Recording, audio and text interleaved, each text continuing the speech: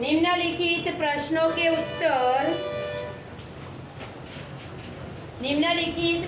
के उत्तर एक वाक्य में लिखिए।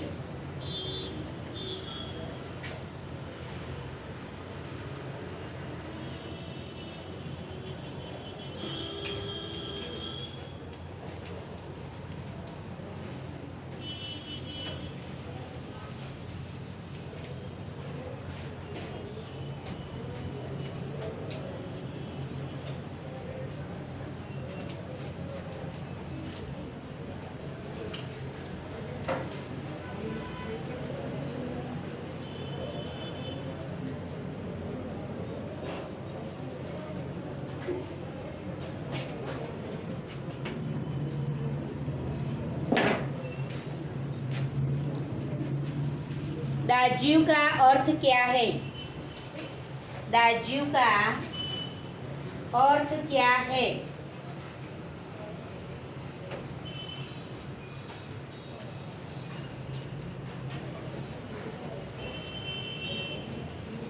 मदन को किसका भेद मालूम हो गया? दूसरा प्रश्न घर से लिखकर आना है। मदन को किसका भेद मालूम हो गया?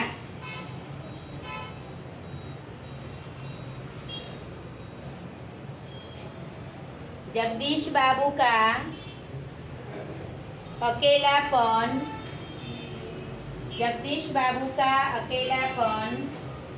कैसे दूर हो गया?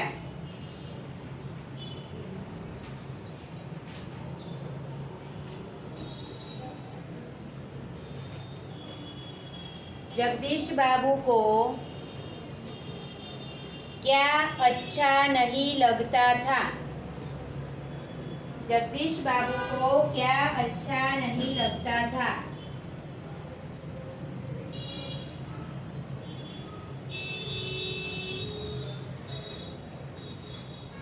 अल्मोड़ा के पहाड़ी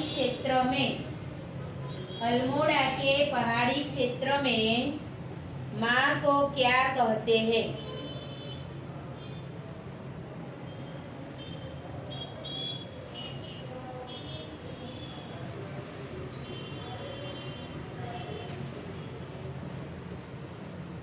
पंडितों ने विद्योत्तमा से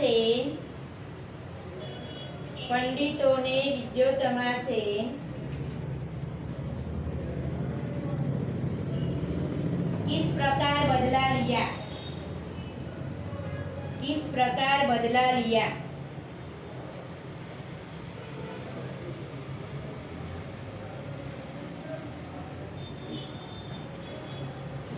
महाकवि कालिदास किस राजा के दरबार के रत्न थे?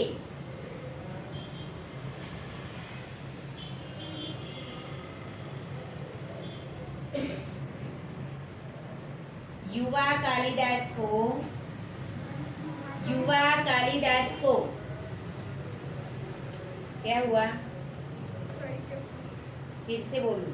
महाकवि कालिदास किस राजा के दरबार के रत्न थे? किस राजा के दरबार के रत्न थे? पता है? विक्रमादित्य। युवा कालिदास को मूर्ख क्यों माना जाता है? क्यों मूर्ख माना जाता है? जिस डाल पर बैठे थे वही डाल को काट रहे थे। विद्योत्तमा किसकी पुत्री थी? विद्योत्तमा किसकी पुत्री थी?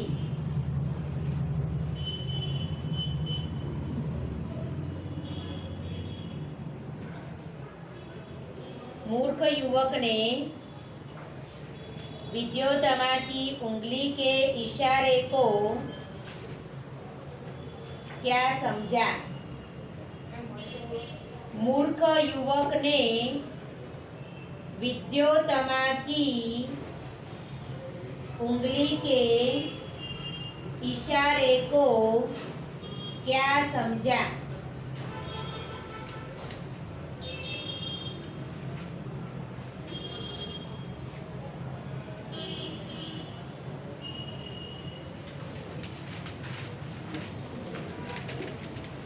दस प्रश्न मैंने आज आपको लिखा है, वो आपको तैयार करके आना है। एक बार प्रश्न के उत्तर लिख लेना और तैयार कर लेना। ओके, अब मैं भाववाचक संज्ञा, कर्तृवाचक संज्ञा और विशेषण वाक्य में से बताइए, ऐसा प्रश्न आता है। बताना है, बनाना नहीं है। तो भाववाचक संज्ञा बताइए, ऐसा लिखो। भाववाचक संज्ञा बताइए।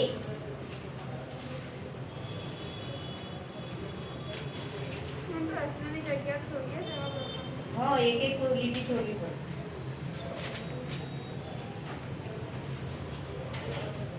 सज्जन परोपकार के लिए ही धन संग्रह करते हैं।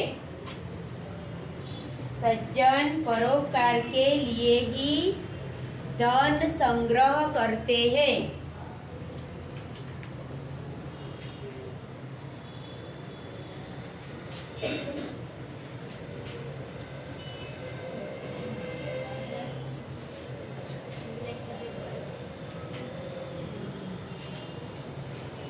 साधारण चीजों का दूसरा वाक्य, साधारण चीजों का अपना महत्व होता है। साधारण चीजों का अपना महत्व होता है।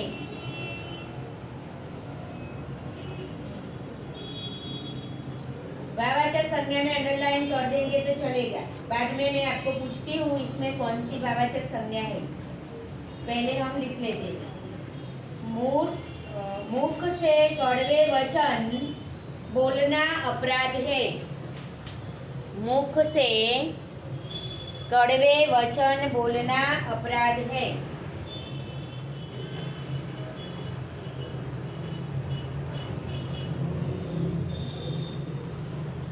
चारों ओर विनाश की स्थिति दिखाई देती है। चारों ओर विनाश की स्थिति दिखाई देती है।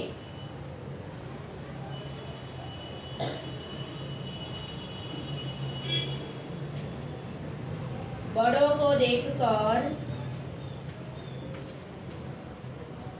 छोटों की उपेक्षा नहीं करनी चाहिए। बड़ों को देखकर छोटों की उपेक्षा नहीं करनी चाहिए।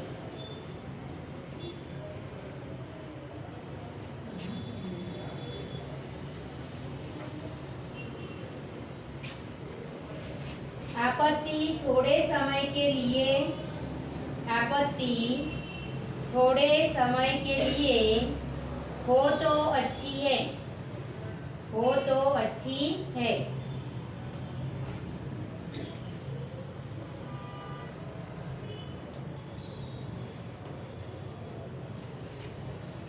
अंधेरी नगरी के लोगों में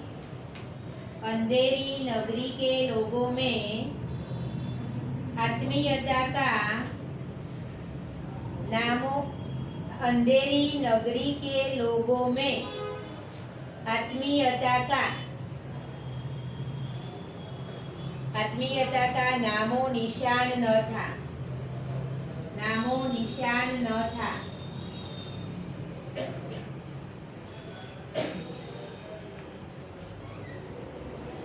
लोग अपनी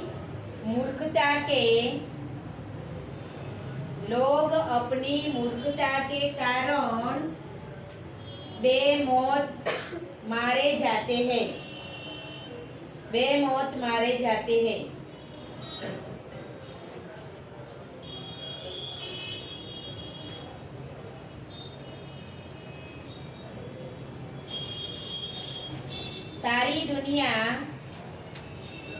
असमानता से पीड़ित है।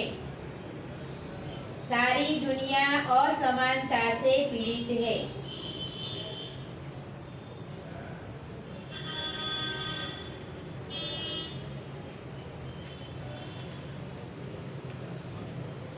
कभी संकट पड़े तो याद करना। कभी संकट पड़े तो याद करना।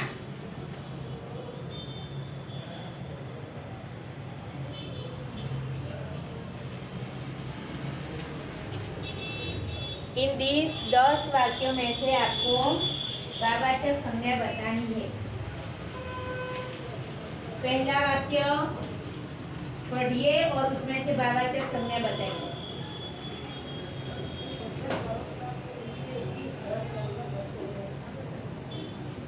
भाववाचक संज्ञा परोपकार। दूसरा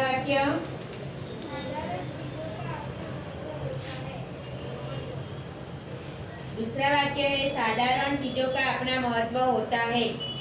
तो इसमें आदित्य भाववाचक संज्ञा बताइए।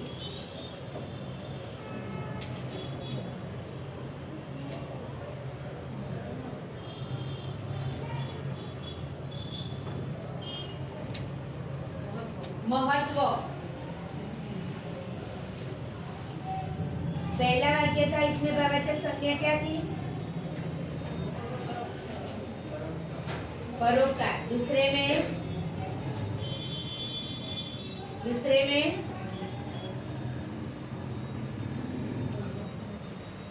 जोर से बोल।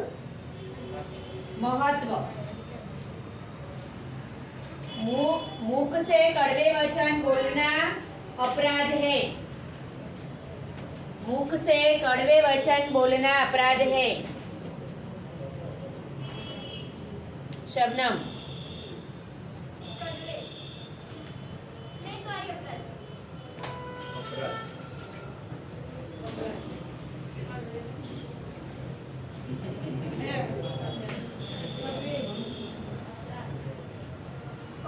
अपराध। चौथा वाक्य है चारों ओर विनाश की स्थिति दिखाई देती है। विनाश की स्थिति। विनाश। पांचवा वाक्य है बड़ों को देखकर छोटों की उपेक्षा नहीं करनी चाहिए। उपेक्षा का मतलब क्या है? क्या?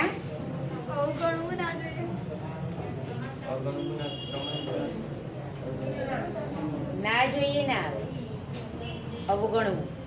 उपेक्षा मतलब अवगणना, अनदेखा करना। और अपेक्षा उसका विरोधी शब्द बनेगा। उपेक्षा तो अपेक्षा। अपेक्षा यानी कि इच्छनीय। आपत्ति थोड़े समय के लिए हो तो अच्छी है। आपत्ति। अंधेरी नगरी के लोगों में आत्मीयता का नामो निशान न था।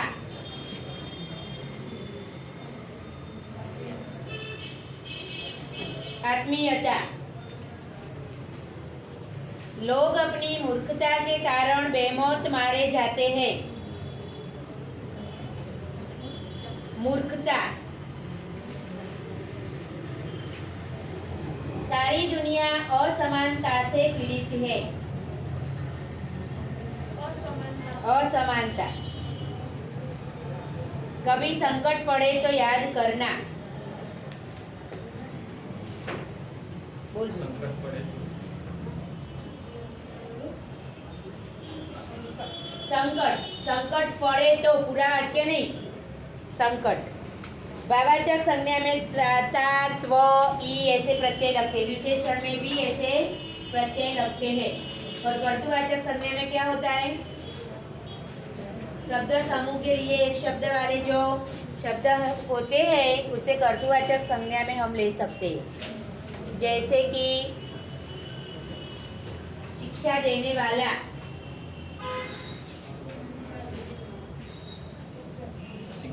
शिक्षक। तो मोहनदास शिक्षक थे।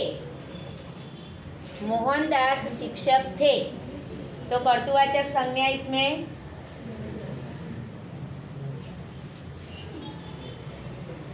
शिक्षक। मोहनदास जो नाम है उसे कर्तृवाचक संज्ञा में लेना नहीं। गांधी जी नेता थे। धन्य नेता।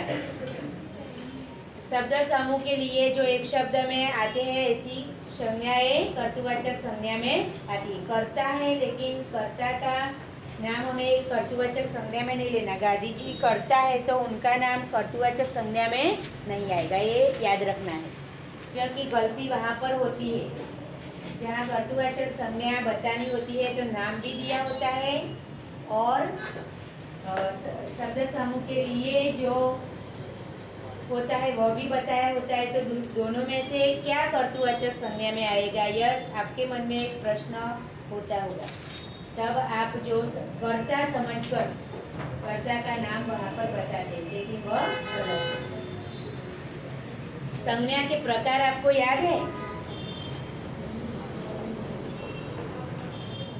संज्ञा के प्रकार किसी को नहीं पता। गुजराती में जो होते वही हिंदी में भी होते, लेकिन नाम भाववाचक संज्ञा, जातिवाचक संज्ञा, व्यक्तिवाचक संज्ञा, द्रव्यवाचक संज्ञा, समूहवाचक संज्ञा। 5 समूहवाचक, भाववाचक, व्यक्तिवाचक, जातिवाचक, द्रव्यवाचक। तो जातिवाचक संज्ञा में किसका समावेश होता है?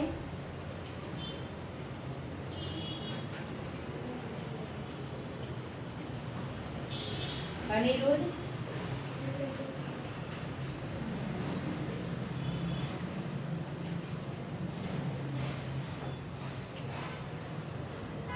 आता है? नहीं आता? किसी को नहीं पता? एक ही बेन?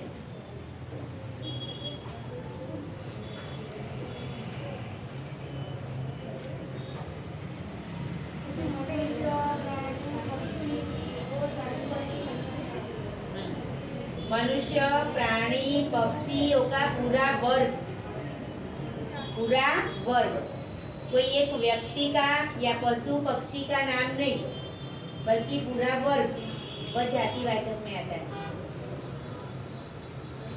सौदागर दर्शन, जातिवाचक संज्ञा इसे कहते हैं।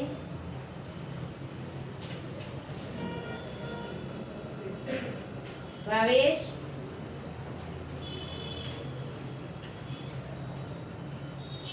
व्यक्तिवाचक संज्ञा किसे कहते हैं?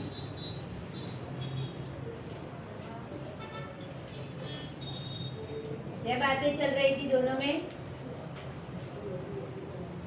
जातिवाचक संज्ञा क्या किसे कहते हैं, उसका उत्तर यहाँ पर किसी ने कहा, पर आप तो अपनी बातों में मशगूल थे।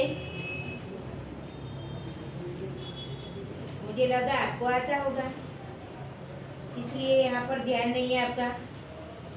तो 5 संज्ञाओं का प्रकार आपको समझाना है, आप दोनों मिलकर समझाइए। पहले व्यक्तिवाचक,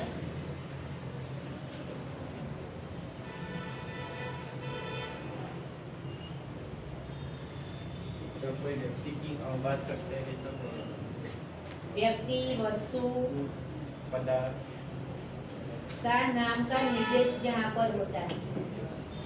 गंगा नदी है तो इसमें व्यक्तिवाचक संज्ञा गंगा। नदियों का पानी शुद्ध होता है तो जातिवाचक संज्ञा नदियाँ। पर्वत तो जातिवाचक में आएगा, पर हिमालय तो व्यक्तिवाचक। शहर तो जातिवाचक में, और अहमदाबाद शहर तो अहमदाबाद व्यक्तिवाचक। भाववाचक संज्ञा में मन के भाव, अवस्था, दशा। अवस्था मतलब युवा अवस्था, बाल्यावस्था, वृद्धावस्था, दशा यानी कि आप कैसे गरीब है, अमीर है, ये सब दशा। और मन के भाव जो देखे नहीं जाते बल्कि अनुभव किया जाता है, एहसास किया जाता है।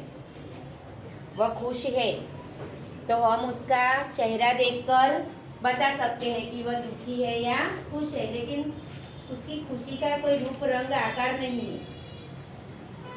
जिसका कोई रूप रंग आकार नहीं होता, सिर्फ महसूस किया जाता है। ऐसे भाव, हृदय के भाव भाववाचक संज्ञा में आते हैं। और समूहवाचक में, समूहवाचक संज्ञा में पूरा समूह, किसी जाति या वर्ग का या वस्तु का पूरा समूह जो होता है वह जातिवाचक समूहवाचक संज्ञा में आता है। और द्रव्यवाचक, द्रव्यवाचक संज्ञा में खाद्य पदार्थ, खाने पीने की चीजें, पहनने ओढ़ने की चीजें, ये सब द्रव्यवाचक में आता है। ये सब आपको पता होना चाहिए, क्योंकि कभी कभी, अभी तो नहीं आता ऐसा प्रश्न कि संज्ञा का नाम बताइए, गुजराती में आता होगा। संज्ञा के प्रकार लिखिए, वाक्य में से संज्ञा ढूंढकर उसके प्रकार लिखिए। तो आपको पता होना चाहिए कि कौन सी संज्ञा के प्रकार कौन से, क्योंकि गलती कहाँ पर होती है, सर्वनाम जहाँ होते हैं वहाँ संज्ञा में आ जाते हैं, संज्ञा के सर्वनाम पूछे जाते हैं तो संज्ञा के नाम लिख देते हैं। ये सब गड़बड़ हो जाती है जब हमें पता नहीं होता तब। होता है ऐसा या नहीं होता? होता है। आपको मैं 1 से 100 સુધી गिनती लिखने के लिए बोलूँ तो इसमें से 2 या 3 छात्र ही ये गिनती लिख पाएंगे। कहीं ना कहीं गलती हो जाएगी। हो जाएगी, क्योंकि आप जब छोटे थे तब लिखते थे, लेकिन अभी उसका मुहावरा नहीं करते, छोड़ दिया। इसका अविरत रूप से मुहावरा होता है, वो हमें याद रहता है। इसलिए आप संज्ञा के प्रकार, सर्वनाम के प्रकार, ये सब आपको याद नहीं, क्योंकि मुहावरा उसका छूट गया। पहले तो ऐसे प्रश्न आते थे तो लिखते थे, लेकिन अभी नहीं आता तो भूल जाते हैं।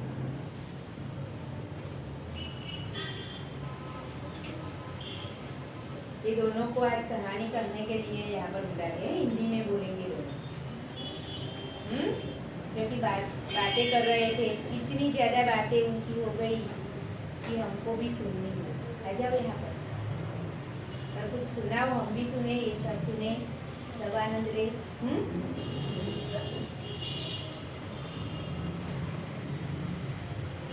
अर्थ की दृष्टि से वाक्य के प्रकार। वाक्य के प्रकार गुजराती में भी आप सीखे होंगे। वाक्य के प्रकार 3 दृष्टि से किए जाते हैं, अर्थ की दृष्टि से, फिर रचना की दृष्टि से और प्रयोग की दृष्टि से।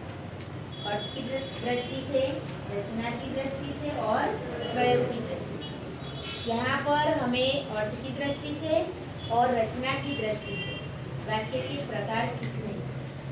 तो अर्थ की दृष्टि से वाक्य के प्रकार कौन से हैं?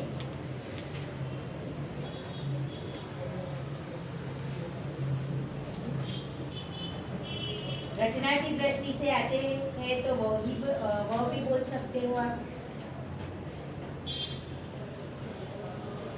आपको जो आता है दोनों में से। प्रयोग की दृष्टि वाला हमारे हिंदी में नहीं, वो गुजराती में नहीं। प्रयोग की दृष्टि से वाक्य के प्रकार जो बनते हैं वह गुजराती में कौन से हैं? पता है? भूल गए? वो तो आगे भी आएगा, 10वीं कक्षा में, 11वीं 12वीं सभी में। कर्तरी वाक्य, कर्मणी वाक्य याद आया कुछ? और रचना की दृष्टि से संकुल वाक्य, सरल और संयुक्त वाक्य।